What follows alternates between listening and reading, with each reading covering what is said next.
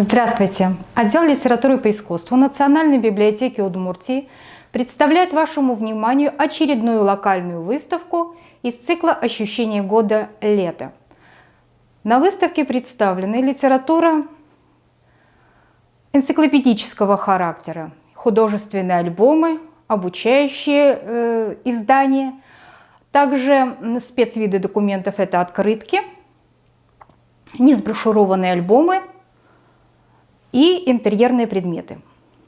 Чем интересна наша выставка? Тема времен года всегда была популярна в искусстве. Природа является источником вдохновения музыкантов, поэтов, художников. Первая часть выставки представляет художественные альбомы и комплекты открыток с работами известных русских живописцев, признанных мастеров русского пейзажа. Каждая выставка-ассоциация, она очень субъективна. Очень трудно отобрать из большого количества замечательных художественных альбомов, которые оформлены полиграфически с любовью, искусством и с творческим подходом, какое-то отдельное издание. И поэтому на выставке представлена только часть этих изданий. На какие фамилии хотелось бы обратить внимание?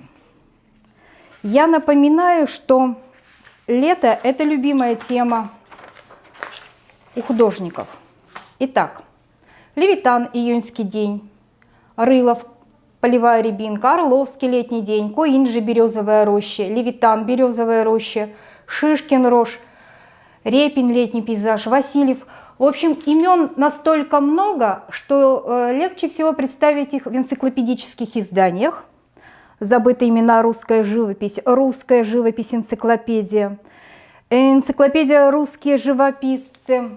И, на мой взгляд, любопытно представляется несброшурованный альбом 1938 года, посвящен он работам Левитана. Иллюстрации черно-белые, и только 4 из них выполнены в цвете, посвященные времени года. Но кроме альбома 1938 года у нас есть замечательное издание академического характера знаменитого искусствоведа Федора Давыдова «Левитан».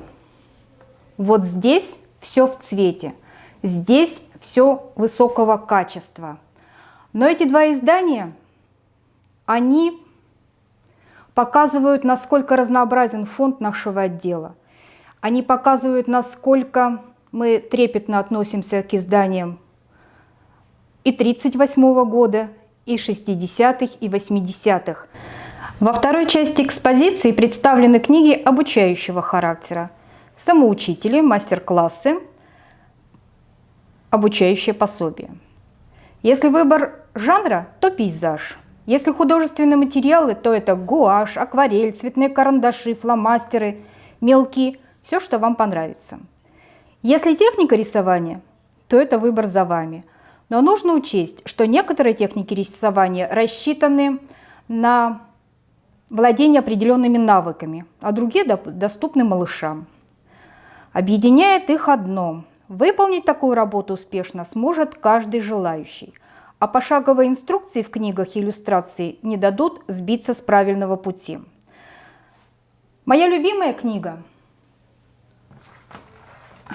«Основы китайской живописи. Энциклопедия». Это 200 рисунков с последовательно проиллюстрированными инструкциями по изображению. Вы можете нарисовать кошку. Вы можете нарисовать китайца. Вы можете нарисовать лук. Во всех этих книгах очень конкретные, очень простые советы для желающих научиться рисовать или просто рисовать для себя и для души. Писание картины, так обычно называют в Китае сам живописный процесс. Художником никто не рождается, и этому ремеслу можно научиться, как и всему остальному. Попробуйте ощутить лето с помощью живописи. А может, вы озвучите чувство в музыке или в стихах? Какое оно в ваше лето?